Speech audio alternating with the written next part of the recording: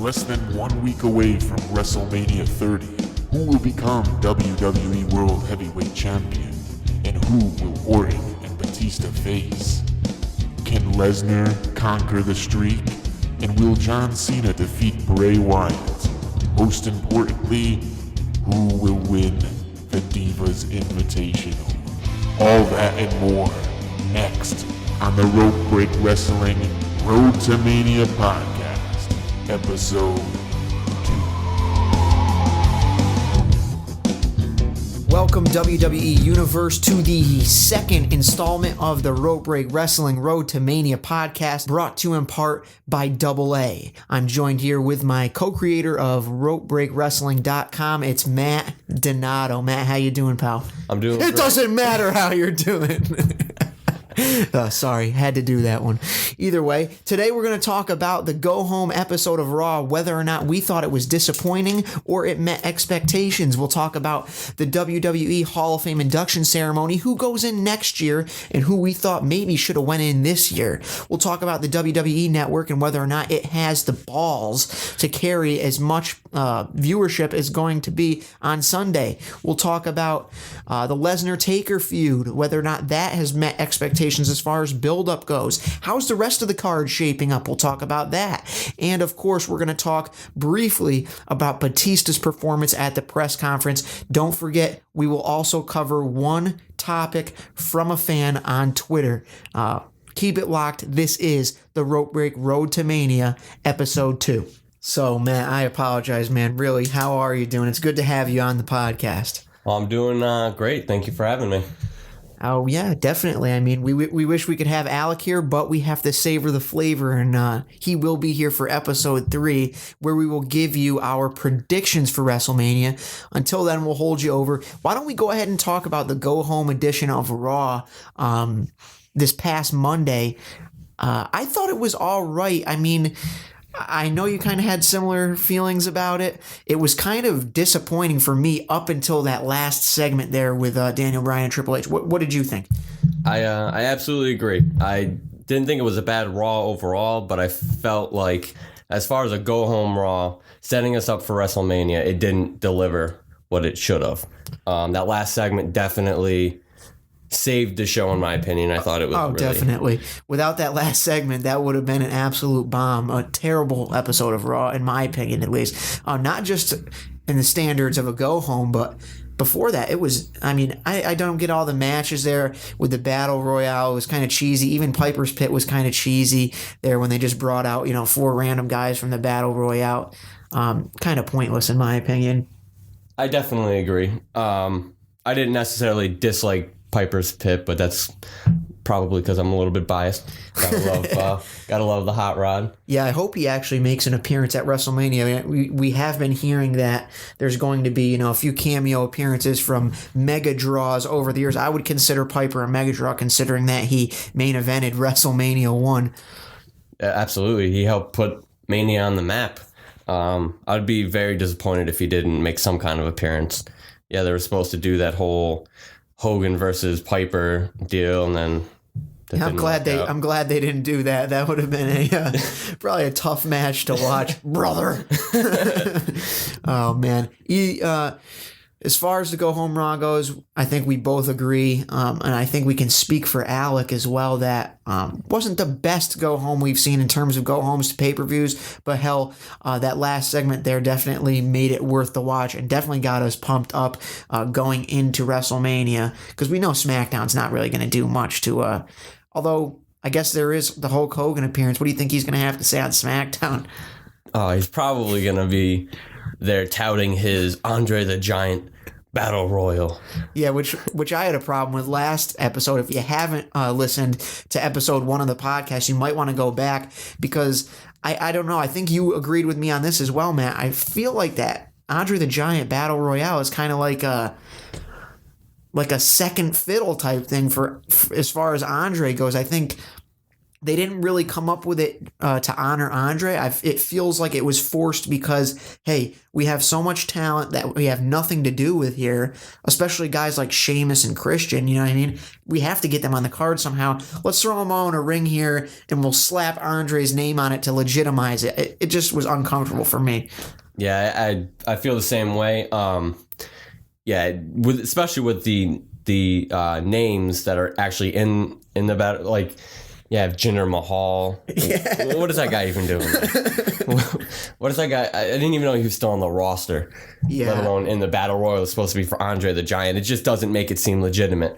Now I know for a fact that they do really, really love Andre the Giant at the WWE. Right in their headquarters, right when you walk in, they have his cast from when he broke his leg.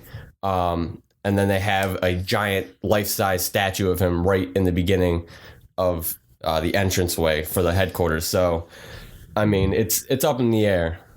Yeah, I wouldn't say necessarily that they don't, have any love for Andre, because obviously they have to. I mean, WrestleMania 3 was really what, cemented the WWE as the top guy in the wrestling business, so to speak. So without Andre, it could be argued even in WrestleMania 1, the body slam match with Big John Studd, my middle name Mud, that, Andre helped get that company on the map. But speaking of Andre, Hall of Famer, let's segue into the next spot. As far as the Hall of Fame goes, you and I, both huge Scott Hall, Razor Ramon marks. We both love Jake the Snake. Ultimate Warrior, I mean, he's a guy that should have been in a few years back. Lita, Mr. T. I mean, really, Cologne is probably the only guy that doesn't belong in that class. But who do you think maybe got snubbed this year? Aside from Macho Man, we all know we're all waiting for Macho Man to get inducted. Who do you think should have been included in this year's induction that wasn't? I think there are a lot of guys that should have been definitely at least considered. One of them, honestly, being Bruiser Brody. Definitely should have been inducted at some... I can't believe that he's not in there right now. And having Carlos Colon in there, for me, personally, kind of pisses me off. Because I don't... The whole... Well, especially over Bruiser Brody. Right, because, exactly. Go ahead and tell the reason why you're, If you haven't heard the story... just a quick summary. Bruiser Brody was murdered back in the day, and it's said that Carlos Colon had a big hand in the murder. So him being inducted into the Hall of Fame, yeah, he's done a lot of great things for wrestling, but it goes hand in hand with Chris Benoit being inducted. I know a lot of people love to see him in there, and I understand that, but you also got to look at the fact that this is a business. And it wouldn't look good for business to have him in there. A lot of people don't understand that either. A lot of people, I mean, it kind of goes back to the, not to get sidetracked, but the Duck Dynasty thing with, whatever his name is, Beard number 3 coming on and saying, I hate black people, I hate gay people. Whatever he said, it doesn't matter. People were outraged that he was, going to potentially be fired. People don't understand that it's a business and that they have an image to look out for. Same thing with WWE. Chris Benoit, Hall of Fame talent, no doubt about it. Cologne, same thing. Hall of Fame talent, no doubt about it. But how does it look for WWE, especially on the Benoit side? If they induct Benoit, it's going to be a media frenzy about how could you induct a murderer, you know what I mean? And the same could be said, about Jimmy Superfly Snuka. There's apparently, his little case there. But with Cologne and Snuka, those are kind of things that have been swept under the carpet. They're past. I think it's a little too soon in Benoit's case. Which leads me to the question, if 20 years down the road, do you think Benoit will be inducted? Because it's been so long for Carlos Colon and Jimmy Snuka that it's kind of become a very quiet subject. Nobody's really talking about it anymore, and it's become more appropriate to put them in there. Do you think that Benoit will eventually down the road, maybe 10, 20 years? I think it's possible. I think it's possible for sure. The only thing I see being a problem is that with Snuka and Cologne, there wasn't nearly the media coverage that Benoit faced. And not only that, but his own family members, his son and his wife, you know what I mean? And then killing himself too. Absolutely. It's a little bit of a different scenario, but obviously I think you and I both would, hope to see, maybe down the road Benoit get into the Hall of Fame. I think, a lot of people say that wasn't really him that did that. It, had to do with all of his brain injuries. That's up for debate. We could argue that until we're blue in the face. But, it is what it is. As far as other guys going into the Hall of Fame, I didn't really see any. I think this class is really solid. I think we've said before, with the celebrity vote, Mr. T, I think he's definitely a good candidate to go in this year. Probably should have went in years before, guys like Drew Carey and probably even Pete Rose, just because he was that first guy to, really bring WWE up on the map. He was in that group with Cyndi Lauper and, Liberace that helped make WrestleMania 1 what it was.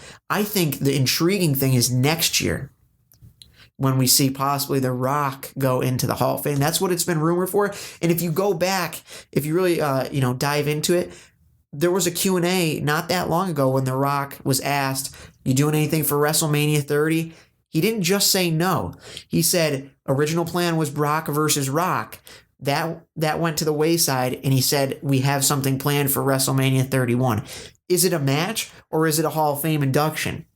That's the question for me. And if so, who goes in with him? Because it's been said that the NWO wouldn't want to play second fiddle to The Rock. So do you go ahead and add maybe, DX or somebody else from that generation to the Rock's class? I mean, what do you think? I think that could definitely happen. I understand the whole NWO thing because they were such a pivotal part in professional wrestling. Oh, don't tell Ric Flair that. Yeah, excuse me, if Ric Flair, if you're listening. The Four Horsemen were a pivotal part. They were, but NWO. We're talking NWO changed the game. Yeah, exactly. I mean, they really. I mean, yeah, they definitely changed the game. I think that if The Rock gets in, it makes me think, when is Macho Man going to go in? Because I can't see Macho Man going in the same class as The Rock because I can't see two headliners.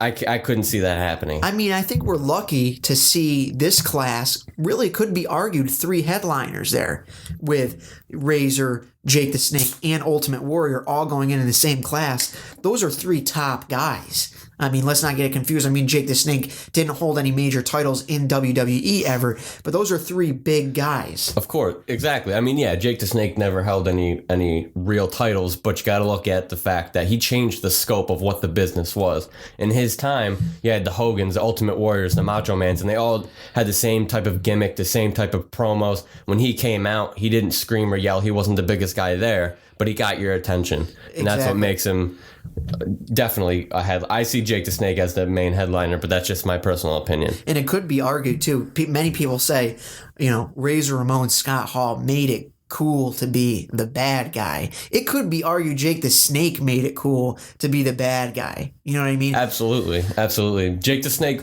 when he was a baby face or a heel, it was difficult to tell the difference sometimes because he was so... Exactly. You liked him because he was different. Exactly. The same reason you liked Scott Hall, you liked CM Punk, you liked... Not to throw his name in there with those guys, but it's just that different, almost like anti-hero, like we saw down the road with Austin and, then with Punk, etc. I don't know who Punk is. Who's this CM Punk of which you speak? I actually saw him on the back of a milk carton up here in upstate New York, missing CM Punk. Please bring him home. There will not be any reward. Either way, that was Hall of Fame. It'll be cool to see if The Rock goes in next year and maybe who goes in with him. As far as Hall of Famers go, we know that The Undertaker is going to be a Hall of Famer. It's no doubt. Oh, absolutely. First ballot. Brock Lesnar, probably even a Hall of Famer himself. Not even probably. He definitely should be a Hall of Famer down the road when that time comes. Let's talk about that feud, though, because a lot of people are disappointed with the build-up going into WrestleMania. We saw those two meet face-to-face, 3 or 4 times? Not necessarily the build-up of last year with CM Punk and Undertaker. Absolutely, I agree. And I know we talked a little bit about this before. I agree. I feel like they didn't build it up the way it should have been. I wasn't happy with the overall build of Lesnar by himself. he didn't come off as somebody who I think is going to beat The Undertaker, which makes the whole match, to me anyway, pointless. If there's no gray area, then there's no reason for me to watch. We all know, obviously, Undertaker really can't lose. It's his match, so it's obvious. But I like to have that feeling, like last year with CM Punk, whoever that guy is. You didn't know. You thought it was possible that Punk, maybe he might be putting Punk over. Where neither one of these guys are going to be full-timers, so what would be the point of putting Brock Lesnar over? I totally agree, and it's good that you said, or I like the fact that you said it's almost pointless for us to watch this match. It is and it isn't, because we know that these two guys are going to put on an excellent show. Absolutely. But you're right. It's predictable booking. We know that Undertaker is going to win that match. If he was to lose that match, could you imagine the outrage from the IWC? It'd be terrible. But it's good, I guess, to see that Lesnar and Taker working together, because it's infamous that people are supposedly flying down to work with Taker in Texas, a month before WrestleMania to get the match right. A lot of people didn't think that Lesnar would make that commitment. Apparently he has. I think the interesting part of that matchup is, do we see Sting come in some form or fashion? It's been rumored, it's been reported that he's only going to be in New Orleans for that WrestleCon appearance, and he's got a ticket to fly right back. I don't believe that. Nobody's going to fly into New Orleans WrestleMania weekend. Anybody that has the chance to make an impact on WrestleMania is not going to fly in, sign 5 autographs, and bounce. You know what I mean? He's at least sticking around for that Monday Night Raw, in my opinion. I completely agree. Who would fly in for one quick appearance and then go all the way back home? Yeah, I don't want to get anybody's hopes up. Definitely don't want to get my hopes up. Well, they already are. Let's face it. Yeah, just to be disappointed. But we could see Stinger. We could see him there. I think that'd be interesting. Now, this match hasn't been, sorry to interrupt, but this match hasn't been deemed any type of gimmick match, right? It's obviously not a Hell in a Cell. It's not a no DQ match, is it? Not that I know. I mean, it could be no DQ, but I'm not exactly sure. I mean, they could always, like they did, I think it was for the Big Show match. Could be completely off. But one of the matches, like during the pay-per-view, Paul Heyman cut a promo and basically said that now it's going to be no disqualification. Yeah. So they could do it during Mania and make it some kind of gimmick match. Yeah. Well, I know they did that a few years back. I think it was WrestleMania 28 when John Laurinaitis said to CM Punk, after he became, the general manager of Raw and SmackDown, "Hey Punk, if you get disqualified, you lose the belt," to Jericho, which, was stupid. Laurinaitis doesn't belong on any pay-per-view, let alone WrestleMania. But going back to Taker and Lesnar, the only reason I ask is because, is it possible we see Taker win by DQ? Because what if, this is really a dream scenario, so don't take my word for this or, get crazy about it. We've seen Lesnar, he's been getting accused of pointing too high above the WrestleMania sign. The past 2 times he points up to that sign, it looks like he's pointing higher. Is it just me, or does he look like he's pointing higher? No, he's definitely pointing higher. There's a bunch of pictures on Google, so if you go online, you can definitely find it, where he's definitely pointing up to the rafters. But then again, the guy's been punched in the head a lot, so yeah, it could just be he's got something. I could be giving him too much credit, but hell, what a storyline would that be if Lesnar is in with Sting somehow, or Sting is like a Paul Heyman guy, right? And he's he points up and Sting's up and above the rafters or whatever, or the lights go out and Sting beats the hell out of Undertaker with the bat. That would be amazing. That would probably make me shit my drawers on the spot. It would probably be, some would probably argue, that's not a great way to put Taker over at WrestleMania 30, but goddamn, he's been put over 21 times already. Exactly. This would be a good way to put doubt in people's minds, like, hey, maybe Taker, maybe he's not going to beat Sting at 31. If he comes in, beats the pulp out of Taker, Lesnar gets DQ'd, Taker still preserves the streak, but then you get that doubt planted in your head, hey, maybe this is the end of The Undertaker's run. Maybe Sting can beat him. I see where you're coming from, definitely. My only issue with this whole scenario is what does it benefit anybody to have Sting come back for one more match and have him win and then not, Oh, well, he won't win. Either way, having do people really want to see another match with another part-timer? I mean, I know a lot of people have issues with part-timers. I don't necessarily have a big issue as long as they're doing, for instance, Chris Jericho. He comes in and he really helps put guys over, and I think that's really, really important. You can't, when you come back, you're not going to benefit from being on the show, and it's kind of selfish, I think, to come out and try to win big titles again, unless you're going to commit to a full schedule. Well, that's the good thing about Jericho and even Rob Van Dam, which obviously he's rumored to come back the night after WrestleMania. Does he come back in the Battle Royale? That's a whole nother conversation. But those two guys come back. Yes, they only work like 3 months at a time, but they're there for the full time, for that full run. They're there every Monday Night Raw, etc. They're not, a Raw here and then 2 months later they're on Raw again. That does do damage to the storylines. I think in Sting's case, I think everybody wants to see that match. It's been said that Sting wants to end his career putting Undertaker over. So, I think that would be the perfect way for them to both go out right off into the sunset, in my opinion. Taker has nothing left to prove, but can he beat Sting? Because that's what the question has always been. If Sting and Undertaker were to match up, what would have happened? You don't want to. I don't think either of those guys want to end their career with that. I think Sting knows Undertaker's the bigger entity, and I think that he doesn't have a problem putting Undertaker over. And I think that would be a perfect way, like I said, for them to both ride off into the sunset. They both beat the shit out of each other so much so that it's over. And you never hear from them again. Then both of them get inducted to the Hall of Fame the next year. That'd be great. In my opinion, that'd be the way to go. I think that's a good scenario. I just feel like they've done so much building on this streak that I feel like if that were to happen, it would almost be a waste because they could use it to help put a younger talent over. Somebody could really benefit from that. But do you think that the streak is going to end? Because, last year, like you said, we thought, there is a chance that Undertaker, he's already 20-0. He could put CM Punk over here and, be done. And, I think, I was one of those people that was, really torn, like, holy shit, can this actually happen? But I think after, he beat Punk, that kind of erased any, doubt for me that the streak is just going to be the streak. It's never going to end. I think he'll go and he'll retire with the streak intact. Which, I think he should, unless it's going to be a guy like Bray Wyatt or somebody like that they really need to get over. I don't think the need to get a guy over is bigger than this streak, in my opinion, at this point.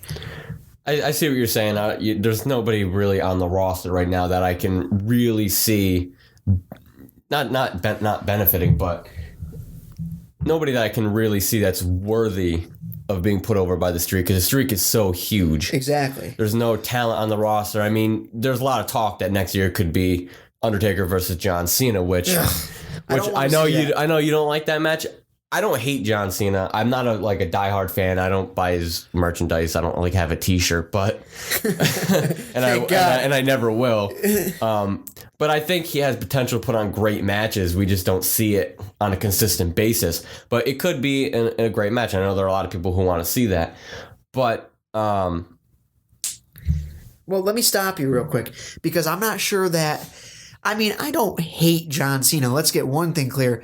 I mean, I don't like his, unwillingness to switch up his character.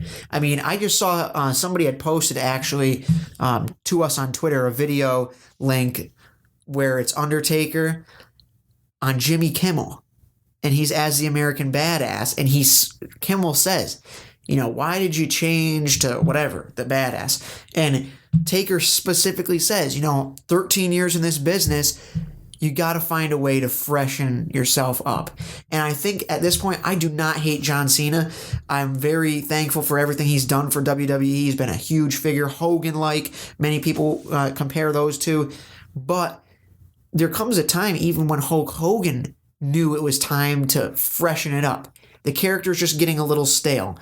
And I know with the whole, don't be a bully, be a star, They want to show everybody that you can overcome and whatever, and John Cena is the character for that.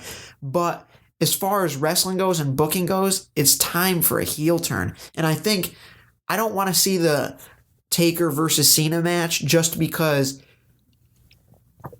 God forbid, they put John Cena over The Undertaker. Oh my God.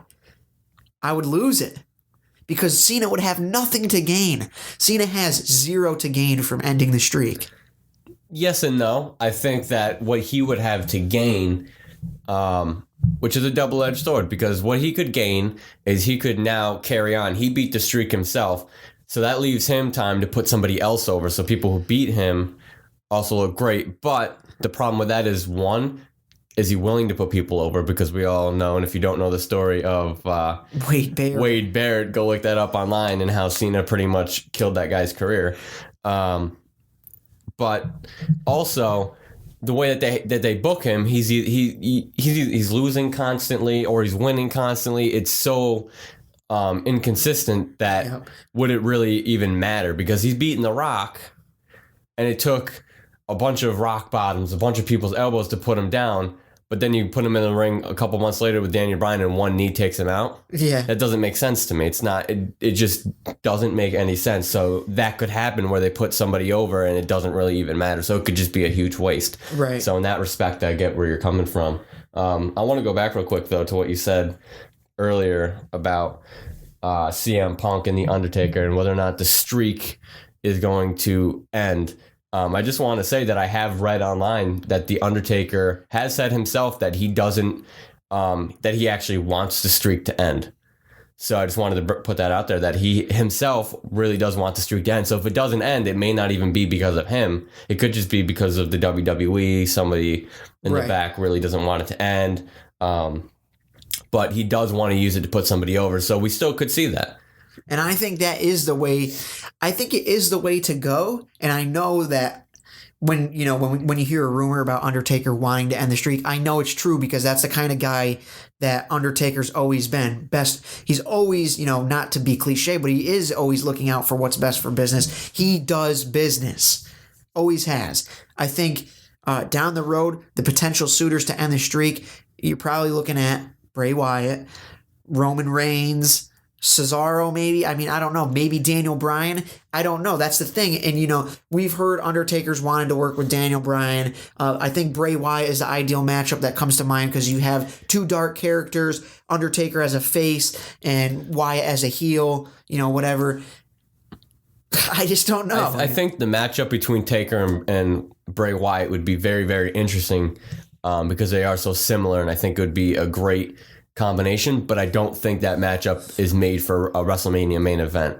I love Bray Wyatt, and I love the way he cuts promos. I really love his in-ring, and I think he's great. But I don't think, and I know we've talked about this before, his gimmick isn't main event worthy, in my opinion. I don't think he's worthy of a WWE championship, and I know there's probably a lot of people who disagree with that, and that's okay. But to have him in a main event spot with The Undertaker, I don't know. I mean, I can't say that won't happen or that it couldn't happen. Right now, I don't see that as an ideal matchup. Now, Daniel Bryan is another guy. I think he could, because he's still so fresh in his WWE career. Obviously, he's wrestled all over the independent circuit for years and trained so many guys. So, I mean, obviously, he's a veteran, but he's still fresh and new in his WWE career that I think he could really benefit from a great match with The Undertaker and maybe even going over. I'm not the biggest Daniel Bryan fan, so that is another iffy matchup because I don't think Daniel Bryan is a main event talent. I think his in-ring is definitely main event worthy, but I don't think his mic skills match up. And when you're a guy who's 5'8", and I can attest this because I'm also 5'8", when you're a guy of his height, you need more than just in-ring ability to push yourself to the main event. It's just like what I had said to you before, and this will be a really unpopular opinion, but I felt the same way about Eddie Guerrero and Chris Benoit. Obviously, those two guys, when you're talking about in-ring ability, in my opinion, when we're talking top 5, you're talking Bret Hart, Shawn Michaels, Eddie Guerrero, Chris Benoit. Those 4 guys are in that top 5, in my opinion. as far as in-ring technicians, great purebred wrestlers. But two of those guys, I think, had the main event characters, and two of them didn't. I think Bret Hart and Shawn Michaels, obviously two of the greatest of all time in any realm, character, on the mic, blah, blah, blah, whatever. But I don't think, Latino Heat and the Rabid Wolverine gimmicks were on that level. Now, going back to Daniel Bryan, I agree with you. I totally agree with you. The problem is the level of talent right now. I think at the right time, it's like this. Chris Benoit, Eddie Guerrero were in the WWF/WWE at a time when you had guys, let me just rattle off a list for you. Triple H, The Rock, Stone Cold, Undertaker, Kane, Brock Lesnar, Kurt Angle, just to name a few. Those guys are all, in my opinion, their gimmicks or characters were better than Guerrero's and Benoit's. Not necessarily their wrestling, but their characters. Now, we're sitting at a crossroads in WWE, which I think could be argued the rebirth of the new generation era, because you have young up-and-comers like Reigns, Rollins, Ambrose, Wyatt, and other guys could be thrown in there, Biggie Langston as well. But none of those guys are at the level of the other talent. And I think, you've got the older guys like Cena, Undertaker, Triple H, Kane. Those guys are on their way out. So there's kind of like an in-between, almost like there was for Shawn Michaels, where somebody's going to have to carry the load that you might not have had carry the load before. I think that's going to end up being Daniel Bryan. I definitely can see that. I definitely agree that Daniel Bryan is probably going to have to be that guy. I just don't see him as a multi-time champion, WWE champion. Definitely, and I'm sure people disagree with me, but I see him as a really, really one of the greatest intercontinental champions of all time. But I just don't think that he's got a well-rounded main event gimmick. I think his mic skills, I don't really hate his mic ability, but I don't think it's main event worthy. And I know you just said the same thing about Eddie Guerrero.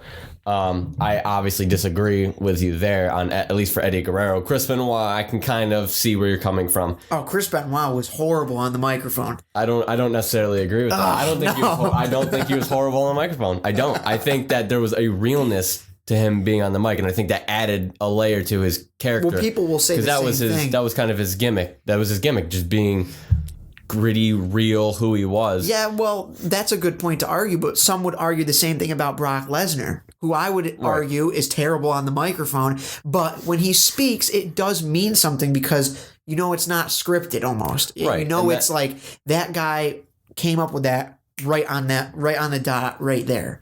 And I think the same could be said about Benoit. I think Guerrero was definitely better on the microphone. He was more calculated. He had his character down pat, the lie, cheat, and steal thing. And even before that with I forget the little gimmick stable that they had when they first came into the WWF. Oh, with Dean Malenko. Yeah, with Malenko, Saturn, and Benoit. Yeah. But Guerrero was good on the mic and everything. I just didn't think his character, I don't know how to explain it. It's just almost like I hate to say this too, like Chris Jericho. Chris Jericho, one of the greatest wrestlers of all time. He's a great technician, and he was great on the microphone. There's no doubting he was one of the best on the microphone. But there was just something I don't know what it was, just missing to make him to put him on the level with The Rock and Triple H and Stone Cold. He's the first, undisputed champion, but when you talk about the Attitude Era, he's not on the same level as The Rock, Stone Cold, and Triple H. Am I wrong there? Or? No, I definitely see where you're coming from. It could have a lot to do just with his height alone, because I think he's 5'10", 5'11", and all the other guys, he got Stone Cold was 6'3", The Rock was 6'5". So I can definitely see where people wouldn't necessarily associate him with being in the main event with those types of guys. But that leads me back to the whole Daniel Bryan thing, bringing up Chris Jericho.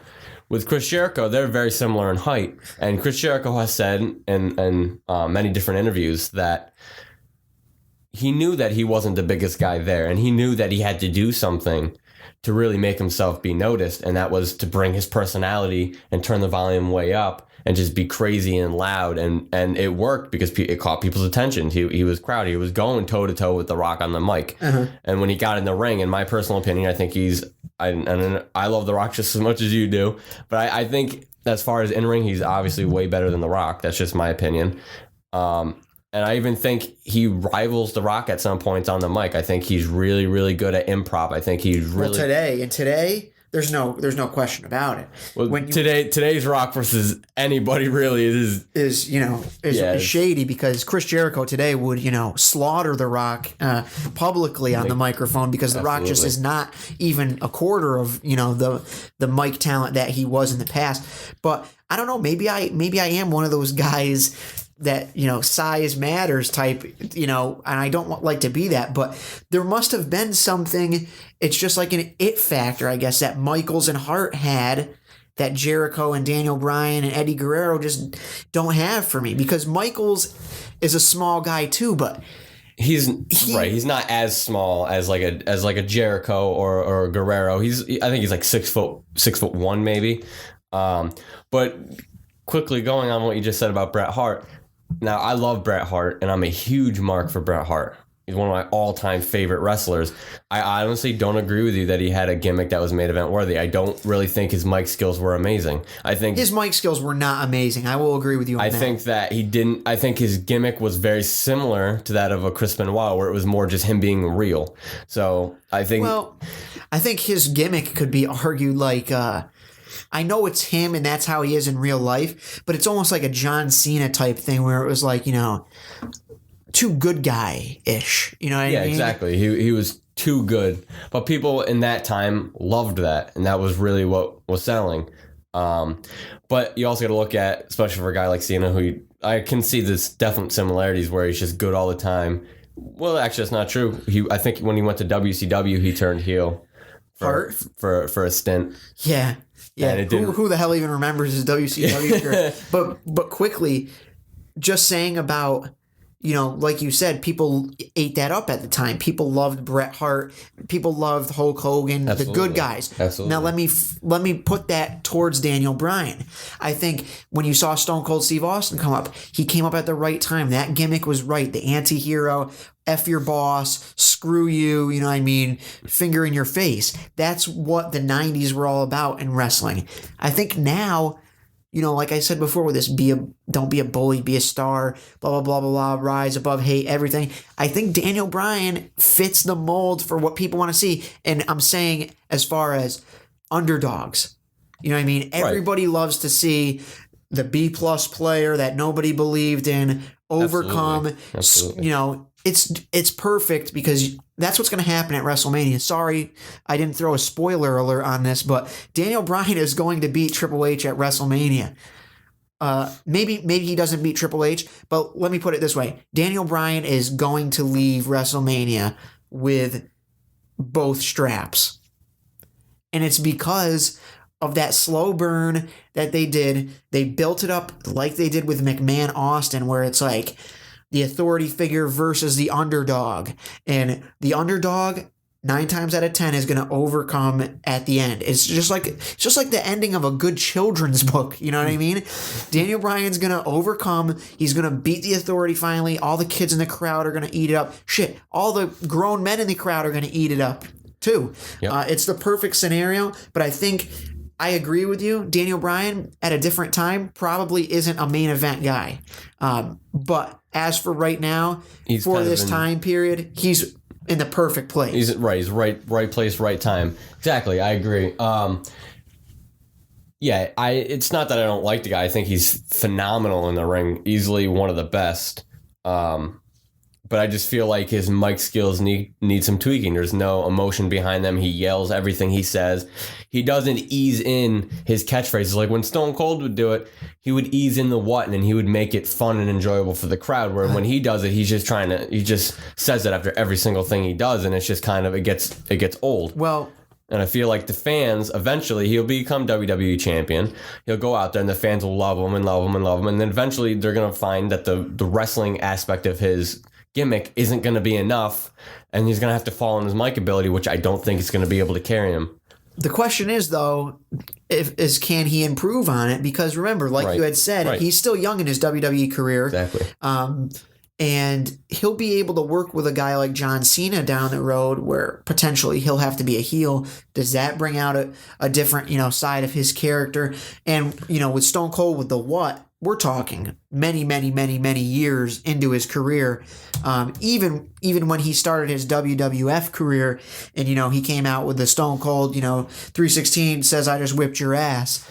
He was older than Brian is at this point, I'm pretty sure. Yeah. Yep. Definitely. Brian's been wrestling since he was like, 8 months in the womb. Yeah. So, Austin kind of had a later start in terms of getting that brass ring, so to speak. You know what I mean? Yes, it was early into his WWF career, but he was more of a seasoned veteran, being with WCW on TV, ECW with Paul on Heyman, TV, exactly. with Paul Heyman. Brian coming straight out of the Indies where not to down the Indies, but in my opinion at least, promo work and shit like that is not as important as in-ring ability. I agree. I agree. They don't focus on what the WWE wants, and what fans need to realize is that they're there for a big entertainment aspect. And while I love catch wrestling, mat wrestling, I really enjoy that. The majority of my favorite wrestlers are great catch wrestlers, but this is an entertainment based company, and it always has been. And I know a lot of people don't think so, but if you go back, I don't think there's ever been a time where there wasn't a huge entertainment aspect, or where that really overshadowed the wrestling. Oh, well, God, I mean, look at WrestleMania 1. Exactly. Cyndi Lauper, Liberace, Billy Martin, Mr. T. Yep. It's all based on entertaining you because, let's face it, if people wanted to see wrestling, hell, they'd go to the NCAA Championship Wrestling event, or they'd watch the Olympics. Oh, that's right. Wrestling's not in the Olympics, right? But either way. I don't know. Did they get back in? They might have thrown it back on there. Either way, I don't care. You might care. I personally care. You're the wrestling guy. I'm the entertainment guy. Yeah, I personally care. I love wrestling. Just for the history of it, but I mean, let's go ahead and piggyback off of that whole segment that we just were speaking on was supposed to be about Taker Lesnar. It kind of evolved into the next thing, which is great. That's what this is all about. But let's talk about somebody that tried to beat the streak that couldn't, Batista. I know you didn't get a chance to catch the press conference, but many of us did. Many of us saw a great performance by Batista that I almost fear was like a face turn, because you know how it is in this day and age with IWC. If you're a heel, you're a face. You know what I mean? Yep, exactly. And Batista came out and had this. For those of you that didn't see, Batista had a script in his hand, like 4 or 5 pieces of paper with writing on it. Nobody else brought their script out there. Even Randy Orton remembered his lines. Batista brings his lines out there, and he admits to saying, I don't like these press conferences. I get nervous, whatever. And he says, then he goes on to say, whoever wrote this script should be fired unless it was Stephanie. He says, I wouldn't say any of this. And then he goes on to, pick on the crowd, which was a bunch of corpses. I mean, if you had a chance, if you follow us on Twitter at Rope Break Wrestling, and that's ROPEBR8K RASSLIN, Rope Break Wrestling. If you follow us there, we talked about it with X-Pac, Sean Waltman, on Twitter last night. We talked about how dead that crowd was at the press conference. And, Batista took advantage of that. He put it in his own hands. He kind of, in a sense, trolled himself. What he did was he said, this crowd's not alive right now. What's wrong? You guys aren't excited for WrestleMania 30? And then he goes on the opposite side of the mic and goes, you suck, Batista. Trolling himself. Then he goes back over to the other side of the mic as Batista. No, you suck, man. And then, he went on to pick on himself about skinny jeans. He mentioned Bootista. So it's nice to know that Batista, is paying attention to those IWC people. And that's really all that they ask for. Even us, we're said members of the IWC. Absolutely. And all any of us really care about is, hey, he acknowledged us. Yep. You know what I mean? He sees us, he hears our voice, and, you know, he had something to say about it. Similar to the way Triple H has been, you know, nicking at the IWC on TV. You know, oh, we're going to whine about it online. You know, Yep. you know, that's absolutely. what, it's good that they're not ignoring that. And I think Batista did a great job with the press conference. The rest of it was boring as shit. John Cena came out. He didn't even acknowledge Bray Wyatt. He didn't even, you know, mention their matchup at WrestleMania. I mean, this is the WrestleMania press conference. You know, he just went on to tell, you know, his heartfelt story about him and a fan and Hulk Hogan. And to be honest with you, I thought it sucked.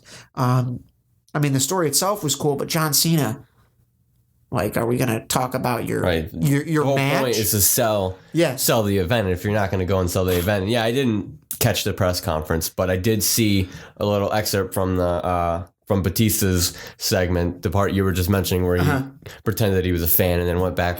And to be quite honest, I never really hated Batista. I actually feel bad for the guy. I feel like he got a pretty bad rap. Oh, God, yeah. It's not his fault. That's what a lot of people don't understand. Yeah. It's not his fault that he came back. You know, yeah, he wanted to come back, and I think that he genuinely wanted to come back. One of the things he said in the press conference, which was pretty funny, was, you know, I had some time in between movies, so I came back. You know that's not true. You know, he's just baiting you. Right, because that's what a lot of people think, that he just came back in between movies just to win a championship. I really, truly believe he does love what he does. And I think the problem, the reason people have a bad taste in their mouth for him is this whole anti-Triple H movement that's been going on. And I don't think that actually has to do really much with him being a heel on TV. I think that's more to have to do with rumors that float around. People, whatever rumors you see online aren't always true. I don't say the least. Absolutely. Unless it's on our site, of course. Yeah. Unless you're going to ropebreakwrestling.com, then we're 100% accurate Yeah, if you hear about it in the bleachers, it might not be true. If you hear about it in the ring reaching for the rope break, it's probably a little bit better knowledge there. You know, even cage side, you're not going to get what you're going to get at rope break. So, really, the press conference was, you know, disappointing to say the least, but Batista was the highlight of it. I think right now we should probably go ahead and take this time to reach out to our Twitter feed and see if we can't get somebody that's got a topic on Twitter that they want us to talk about. Let's see here. What do we got? Couple of you guys sent topics in. Oh, let's see. Oh, this one actually seems good. I think we might have covered this. We probably were going to cover this anyways. Let's go ahead and use Johannes Butel from Germany. That's at Johannes Butel. He asks us, what do you think of the whole Divas Invitational, since we now know it's going to be set for one fall? I think that's a pretty good question. It's a great question. Same thing. I thought about it last week. What the hell? This is stupid. It really is such a dumb concept. I think the consensus backstage is that they need to get the Divas division rebuilt, and I don't think. Oh yeah, this is a great way to do that. Exactly. Let's throw them in a 5-minute match where somebody's going to pin somebody and it'll be over. Let's put every single diva that we have in one match in the ring at the same time and make it a one fall match. I think we were talking about this earlier, and like I was saying, They should make it a Diva Battle Royal. And the last two that are in the ring, it automatically becomes a one-on-one match where obviously one of them is going to win the title. But I don't understand the whole it just seems like it's going to be very sloppy. Like, you know, half the divas on the roster, and it's no offense to them, aren't very good. Yeah, well, here's the thing. Here's the problem that I have with the Divas division. And ladies, if you're listening, I know we have a couple of, female fans on our Twitter feed. They're really stereotyping the Divas division. I've heard other, former divas or former women's wrestlers say that they don't even like the word diva. It just gives you the wrong vibe, because these aren't, prissy, girls that, I don't even really know how to say it. It should be divas going at it.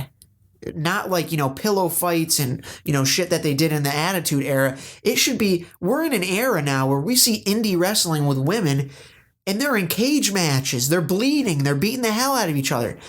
I think WWE's scared to do that. I think they want us to hold women in that regard, where it's all about, being sexy and that's it. I think, AJ Lee, Paige, those are the new generation divas where it's, and Emma too. It's like, let's see some wrestling. Absolutely. I don't want to see, people pulling each other's hair and shit and, one fall. Why not have an effing Divas cage match or something? Exactly. That would be amazing. I know they just had at the other company. They had recently, the first time I've seen it, at least in a major promotion. Maybe I'm missing something from the Attitude Era. I can't think of it. But a ladders match. Yeah, right? When do you ever see that? I thought that was incredible. They had Gail Kim and I don't even remember the other. Oh, well, it's name. TNA. You don't have to remember. I don't remember. I don't watch that show that often. But, I try not to. Well, I see your point there, and I agree with you. It's like this. We know that there are certain divas, and like them or not, the Bella Twins are two of those divas that they can put on a show. They're good wrestlers. Natalya, the Bella Twins, AJ Lee, Emma, Paige, a lot of the other NXT divas coming up, they can put on a show. Why are we using them the way we're using them? And another thing is they had the perfect scenario in AJ and Tamina. They had basically a rerun of Shawn Michaels and Diesel. Yep. They could have easily spun that into a feud, which, hell, they might still do that. It looks like in past weeks, that Tamina's been getting beat up and shit at the expense of AJ Lee.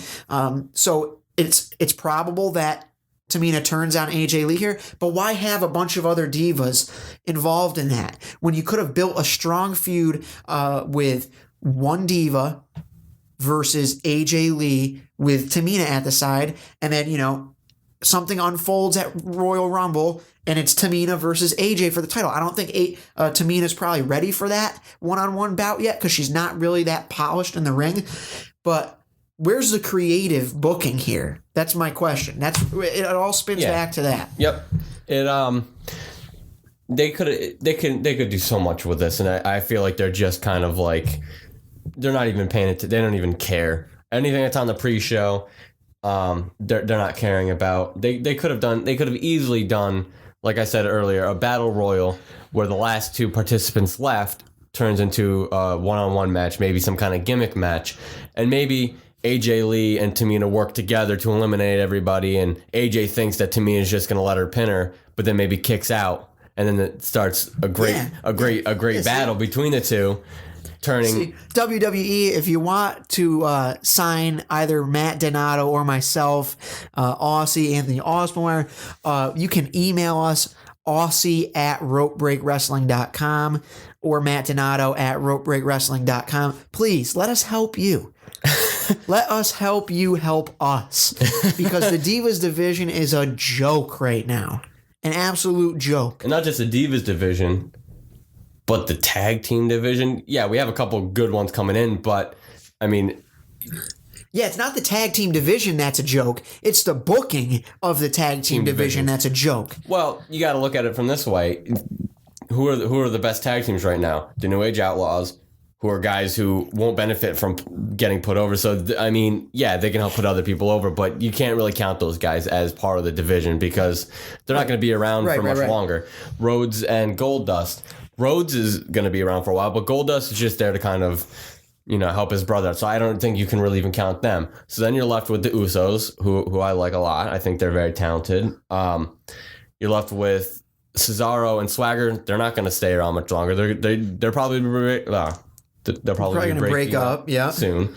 Then you have Los Matadores. So, at first I was kind of interested because I felt like it was a really early 90s gimmick, but it doesn't fit. It's not a bad gimmick. It just doesn't fit in this era. Yeah. And that's what 80s, the definition of a bad gimmick is. Right. It's yeah, all right. I see it. Los Matadores, great wrestlers. They're very good in the ring. They're interesting to watch. I wish they had stayed as Primo and Epico. I think I personally felt like it wasn't their fault that they weren't getting any traction with the crowd. They weren't booked properly. When they're on TV once every couple of months, and it's usually on SmackDown, which not many people watch. If they knew their show, they would know that. Not a lot of people watch SmackDown because it's not very entertaining. who's going to care about these two clowns who are never on TV. And then the problem is they make it a child gimmick. And, I understand that a majority of the, fans are children. That's fine. But why are you throwing a midget dressed as a bull in with them? They could have been a very interesting tag team, even with their current gimmick, even with their current outfits, minus El Torito. I think that delegitimizes them immediately because they're fooling around and playing around with this bull, this guy that we know is not a real bull. Right. Yep. You know what I mean? That definitely hurts. That's a waste of time. It definitely They could come out and they could be serious. You know what I mean? Yep. Yeah. Whatever. I mean. Yeah, but I mean, take all those guys out, and who do you really have? The Usos. Well, the thing was, it was really good a period of time. Over the summer into the fall when you had the Shield, Reigns and Rollins, you had the Rhodes brothers, you had the Usos, and the Real Americans. They were putting on great matches. And then there was a point in time where they just decided, we're going to blow this up and it sucks now. It's like, the Usos are by far the best tag team. They're really one of the only true tag teams, like you were saying. Right. But then this match, it does deserve to be on the pre-show only because of the booking. Exactly. The Usos versus Rybaxel versus the Real Americans versus Los Matadores. It doesn't make sense for multiple reasons because Rybaxel does not belong in there. Ryback could easily be an entity in the Battle Royale. That would be a much better fit for him. Curtis Axel, he could be an entity at home watching. Because he doesn't belong on the WrestleMania card. Sorry, we love Kurt Hennig here, but his son is not half of what his father was. I think as far as in-ring ability goes, I think that he has. I've seen a lot of things that really remind me so much of Mr. Perfect, and yes, I'm a huge Mr. Perfect mark, one of my all-time favorites. And I think he has potential, but the character, right? And you got to also look at it this way: you can say it's terrible booking; he's not being booked, which would be true, I think. But he worked with one of the greatest talkers of all time, Paul Heyman, and Paul Heyman dropped him. And Paul Heyman dropped him. Paul Heyman couldn't do anything. Talk about with the start that Curtis Axel got off the bat. Come out and beat Triple H, beat John Cena, I think it was too. And then those are the two people that don't let anybody go over them. Right. Actually, no, I don't think Curtis Axel didn't beat. I don't think he officially beat Triple H. Yeah, Triple H was, concussed or whatever. Yeah, something to that Either effect, way, but still. He got over on him. Right. And then they just dropped him completely. Yeah, it fell off. He was, the same way Big E Langston is now that champion that didn't defend. Which is a reoccurring theme, which makes me want to drive to Stanford and choke somebody out. Why are we not seeing the IC and the U.S. titles defended at WrestleMania? Exactly. The biggest show of the year. What's the point of defending them at all the rest of the year if they're not going to defend them at WrestleMania? You might as well just get rid of them. If you're not going to have them on your main show, that tells us fans that you do not care about your titles. And if you don't care for your titles, why should we? Exactly. And Dean Ambrose isn't even coming out with the belt anymore, dude. What? I know. He gave up. Talk about the pride behind the U.S. title. Harley Race. I hate to say it, but John Cena, Chris Benoit. We're talking about Eddie Guerrero. Yep. Great legends, all-time greats with the U.S. title. What a disgrace. The Big Show. Oh my God, do not even bring up the Big Show on this show. The Big Show. As if you don't know already, I'm the biggest Big Show hater in the history of of Big Show. Holy crap. Even saying his name makes me want to choke. Now, I'm not a Big Show hater myself. I don't hate him nearly as much as this guy over here. It's not that I hate him. It's just cheesy to me. He's always been, ever since after WrestleMania 2000, which is technically WrestleMania 16 in the year 2000, when he had that Fatal 4-Way, I liked him when he came in and had that program with The Rock, and The Rock was making fun of him. It's just his whole modern day Big Show. Ever since he changed his theme song, it almost seems like I liked him as the U.S. champion when he put John Cena over at WrestleMania 20. But then he changes his theme song, whatever he did, whatever clicked, and there was some kind of switch that flicked for the Big Show. I don't like it anymore. He's not a main event guy. I don't think that he ever really truly was. I don't think he had enough to. He had he's a giant.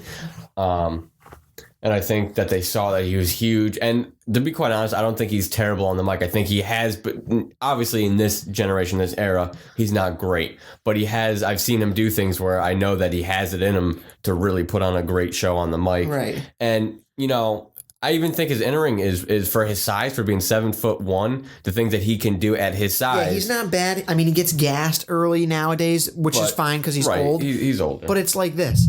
My problem with him, and it goes back to something that you said not too long ago here, is the booking, because like you said with the belts and stuff, it just doesn't make sense how Big Show can be billed in a diaper. I think he was in a diaper on one pay-per-view in a cameo or something.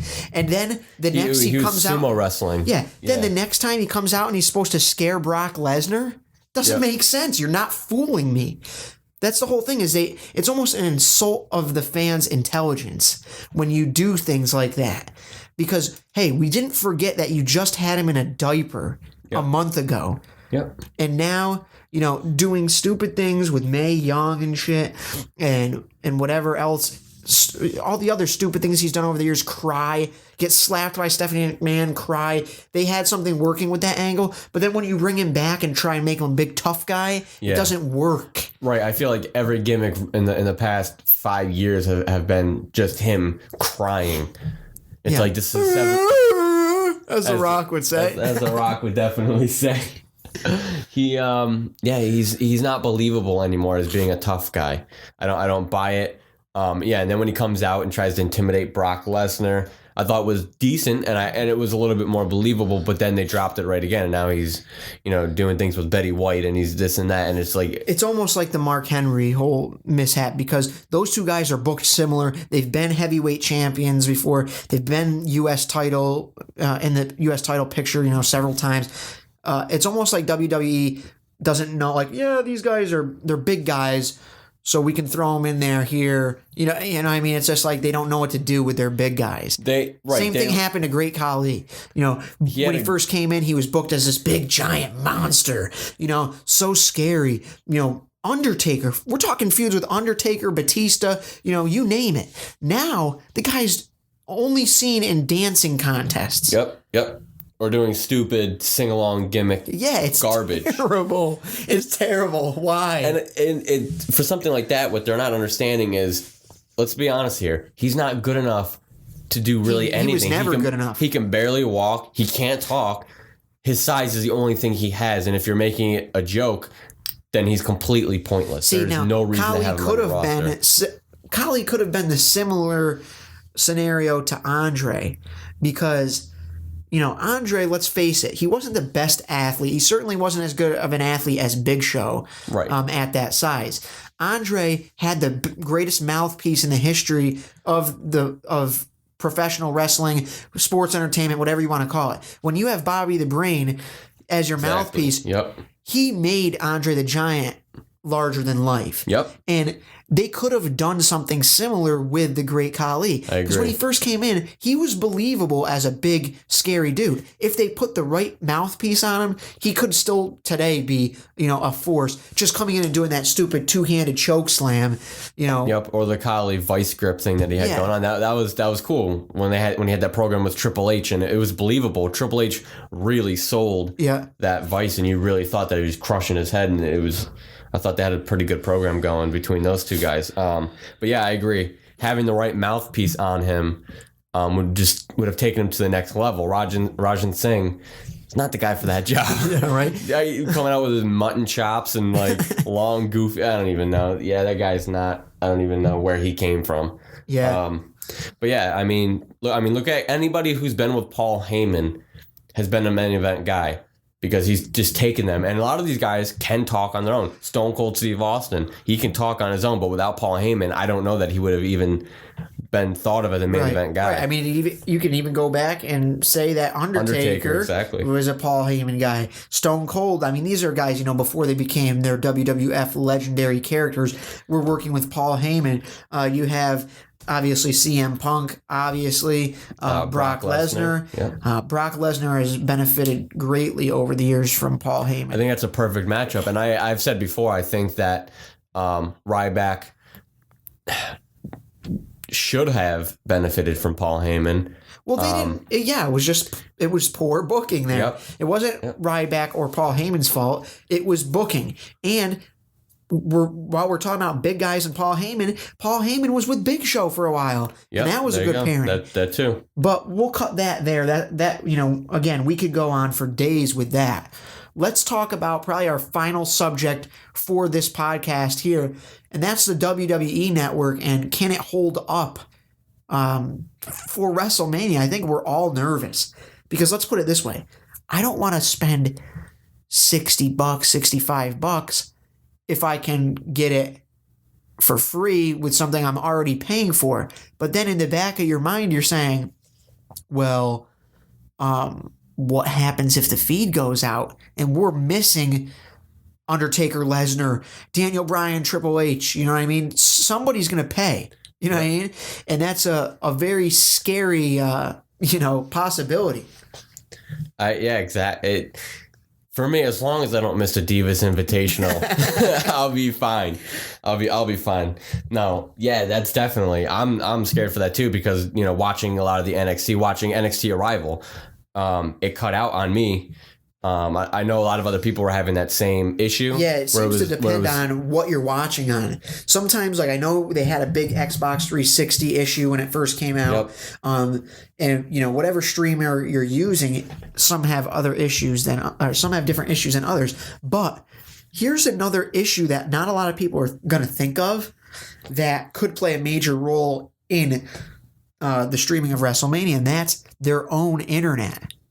Because remember, if you watch videos on YouTube and you're getting shitty quality and it won't load, don't expect WrestleMania to be loading perfectly and not having any glitches or stops in action, because it doesn't just draw back to their servers. It's dependent on your internet as well. So what I did is I went out and got a better modem for the event. I got a nice router set up. We've been testing everything here to make sure that it's going to go smoothly. I think on WWE's part, I'm pretty sure that they're going to have it covered. I honestly don't think there will be. Maybe I'm just, trying to think positive thoughts so that, nothing happens. But I think WWE is going to have it covered. They've had NXT to work out the kinks. Yep. That's a live event every time. I know it's not the viewership that they're going to see on Sunday. They're also going to have the Hall of Fame induction ceremony to work off of too if they have any other little kinks that they need to work out. I think it'll be covered on their part. My thing is, do we see somebody with shitty internet go on and complain, oh, WWE Network sucks, my feed cut out, blah, blah, blah, when in reality it's their own internet that sucks. I'm sure that'll happen a lot. But yeah, like you said, the one thing is NXT Arrival went out. They're not nearly gonna have. They didn't nearly have as anywhere near close in numbers of people that are going to be tuning in for Mania. I mean, there are going to be millions and millions of people around the world who are going to be tuning in to watch WrestleMania. So having all that traffic, are they going to be able to do something about? Are they going to be able to handle that properly? Right. I think they will be able to. I think it's business class for WWE. I think that they're going to have. I would expect them to have more than needed. You know what I mean? Right. More support and servers and stuff like that than they actually need, just to make sure nothing happens, because they know what will happen if there's a problem with WrestleMania. Not only is the viewership going to go down and people aren't going to see the event, but people are going to cancel their subscription. Yes, because hell, if we can't watch WrestleMania, what makes you think we're going to watch any of the other pay-per-views on it? Yep. So, and to be honest, I like the network, but for right now, and I know they're going to be expanding their content, but right now there's not a ton of content on there that would keep me as a buyer there. Wouldn't keep me subscribed if WrestleMania went down. There's not enough to keep me. I'm not gonna, Yeah, I mean, I'm kind of along with you. I have, a renowned library of WWE home video where I don't need the network for most of the stuff. The pay-per-views is what I'm in it for, and the original content like WrestleMania Rewind, Countdown, Legends House, which we're hoping to see soon. Yep. Probably after Mania. That's the stuff I'm in it for. I don't need the network to see the 1992 Royal Rumble. We have other avenues of doing that. YouTube even, you can see most of that stuff. So WWE Network, do they step it up? We want to know what you think. What do you guys listening think about WWE Network, and what will the repercussions be for you if the feed is to go out? What are you going to do? Would you cancel your subscription? Tweet us at Rope Break Wrestling. The spelling is right on the screen for you guys. Tweet us there. Comment on this video on Facebook. Like, share, subscribe. And if you tweet us, we're going to throw you a bone. We're going to retweet you like we did for Johannes Butel, at Johannes Butel. We are going to shout you out on the podcast. We're going to retweet you. We're going to tell people to follow you like this. Right now, I want you guys to go out and follow Johannes Butel. The kid knows what he's talking about as far as wrestling. He's out of Germany. He's an overseas fan. We appreciate you, Johannes, and we appreciate everybody that's listened in on episode 2 of this podcast. Stay tuned. Episode 3 is going to come to you this Sunday, the day of WrestleMania. It will be out right before the pre-show. But now is the big time, Matt. Now is the big time, because what we've been telling you for the past week, we have a huge announcement. It's huge. Huge.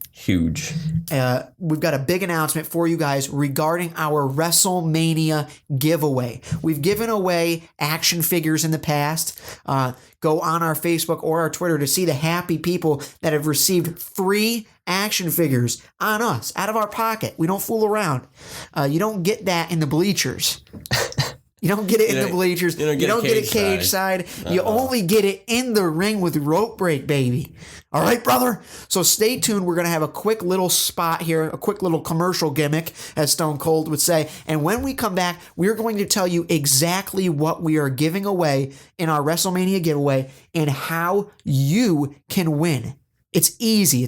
Stay tuned. It's the Rope Break Road to WrestleMania podcast, episode Dose. The Rope Break Road to WrestleMania podcast is brought to you in part by AA Digital Design and Film Production. For more information on AA, like them on Facebook. RopeBreakWrestling.com is a fan-run site, and we are always looking for more contributors to the site. If you think you've got what it takes to write or contribute to our site in any form or fashion, email us at aussie@RopeBreakWrestling.com. Now back to the show. Welcome back to the Rope Break Wrestling Road to Mania podcast, episode 2. I'm Anthony Ospelmeyer alongside Matt Donato. We're from RopeBreakWrestling.com if you haven't gathered by this point in the podcast. Let's talk about, right now, the last part of the show. We're going to talk about our WrestleMania mega giveaway. And I'm not joking around here. This is probably one of the bigger giveaways you're going to see on Sunday. Aside from Mick Foley's WrestleMania Dream Vacation giveaway, this is pretty badass. Let me just tell you some of the different things we're going to be giving away, and then I'll tell you how you can win them. Actually, Matt, why don't you go ahead and tell us some of the things that we've got here? Well, we have an awesome WWE poster. We have the NWO DVD. We have a D-Generation X DVD, along with a old school WWE logo t-shirt. We have countless action figures. We have The Rock. We have Triple H. We have John Cena. And Bret the Hitman Hart. Bret the Hitman Hart. I was saving the best for last. The best there is, the best there was, and the best we'll ever give away. Absolutely. And we have the Best of Raw Parts 1 and 2, Best of Raw 2010, and the WWE WrestleMania magazine. Yeah, the commemorative magazine. Comes with a pretty sweet poster of the dead man in there as well. And for your Hulk Hogan fans, yeah, the backside is Hulk Hogan, if that's what you want. Team Hogan, brother. All right, in any event, let's tell you how you can win these prizes, because we're not giving it all the way to one lucky rope break follower. There's going to be different prizes during different matches with different ways to win. So our mega prize, the main prize we're going to give out is going to be the Bret the Hitman Hart Mattel Elite Series WrestleMania 30 commemorative action figure. Comes with the belt, comes with the shades. You'll see a picture up on your screen. We're going to also have the WWE Vintage Logo t-shirt and the NWO 3-disc set. Those three things, at least those three things. We might change this around as we go on in the week here. We'll give you the final details on Sunday. But as far as it goes right now, the main winner is going to get that Bret Hart action figure, the WWE logo t-shirt, and the NWO 3-disc set. And how those people are going to do that is two ways you can enter. Two ways you have to enter, I should say. You have to like us on Facebook, which if you don't already is just Facebook. Go ahead and search Rope Break Wrestling. We're the only one there, purple and black logo. And you have to follow us on Twitter. Pretty easy, right? From there, you have to either have retweeted us during Sunday, during WrestleMania. We're going to be live tweeting. You need to retweet us. And the more you retweet us, is the more entries you'll have into the contest, because we're just going to be looking at that retweet list at the end of the night. And if your name pops up 25 times, you got a better shot to win. We're going to have you retweet and like and share on Facebook. So if you share one of our live posts, again, we're going to look in that share column. And if your name comes up multiple times, you're going to have multiple shots to win that prize package. As far as the other prizes go, we're going to have the DX DVD, the WWE poster, a couple different action figures, and the commemorative magazine. Those are going to be in-match giveaways. Plus, you got the Monday Night Raw parts 1 and 2. Absolutely. And the Raw 2010. 2 other whole DVDs we're going to give away as well. The way we're going to do that is, for each match at WrestleMania, we're going to be giving something away. We will announce the giveaway right before the match, just as the entrances are happening. You will have the entire match to retweet, like, share, and anything else that you can do. We're looking for interaction here. Likes, shares, and retweets. That's how you're going to win the prizes. So we might say we're giving away the DX DVD during the Daniel Bryan versus Triple H match. You have to retweet us to get this. So that might be a retweet only giveaway. You have to go on Facebook, not only follow us, but retweet that specific post, DX giveaway, retweet it. And then at the end of that match, we will go ahead, look at the people that retweeted, and pick one. Then we might give away, say, the John Cena action figure. It's an Elite Series action figure, Toys R Us exclusive. We might say, hey, you have to share this status on Facebook, this post on Facebook. And whoever gets picked after the match will win. That's all you have to do. The cool thing is we have 2 extra action figures. We have Toys R Us Elite Series Triple H. He comes with the sledgehammer and a shirt. You'll see the pictures. And we also have The Rock Elite Series 22. We're going to give those guys away a special way. Should we break a certain mark for retweets or shares, those prizes will become eligible to that giveaway. So say we're giving away the DX DVD. If we get 100 retweets, we'll also throw in the Triple H action figure to sweeten the pot for you guys. In any event, we're going to give away everything. Let's just go over the prizes one more time. I know it's kind of confusing to hear me talk about it. We'll have it all spelled out for you on the Facebook page and on the Twitter and, of course, on the website. Exactly how you can win the prizes, and we'll have pictures of each prize. Just to recap, we've got The Rock Elite Series 22 Mattel action figure, complete with the WWE Championship. We've got Triple H, Toys R Us exclusive Elite comes with t-shirt and sledgehammer. We've got the John Cena Toys R Us exclusive Elite Series figure. That includes his hat, his dog tags, and his WWE Championship. Then we also have the Bret Hart Elite Series WrestleMania 30 edition action figure. Comes with the Winged Eagle title and his glasses. Then we have a WWE poster featuring various superstars, the NWO 3-disc set, the DX One Last Stand 3-disc set, a vintage logo WWE t-shirt. We've got the Best of Raw Volumes 1 and 2, the beginning. We've also got the Best of Raw 2010. These are new. We didn't watch these. I'm not taking this out of, my personal collection. This is brand new stuff we're giving you. And it's all coming out of our pocket. And of course, the WrestleMania magazine, the commemorative edition with the Undertaker and Batista poster inside. Just a bunch of giveaways for you guys out of our own pocket to show our appreciation for our first WrestleMania as a site, ropebreakwrestling.com. Until episode 3, I'm Anthony Ospelmeyer. He's Matt Donato. We thank you guys for listening. Again, follow us at Rope Break Wrestling. The name and the spelling is right on there, as well as our Facebook page. Also, go out and follow our friend Johannes Butel. Thank you for tweeting in. Guys, look for us to say, tweet us. For episode 3, we're going to be asking you guys again, tweet us some topics to talk about for episode 3. We will talk about them, and we will shout you out like we just did for Johannes. Once again, for RopeBreakWrestling.com, I'm Anthony Ospelmeyer. He's Matt Donato. Matt, you got something to say to the people? It doesn't matter if you have anything to say to the people. Thanks for listening, guys. It's RopeBreakWrestling.com.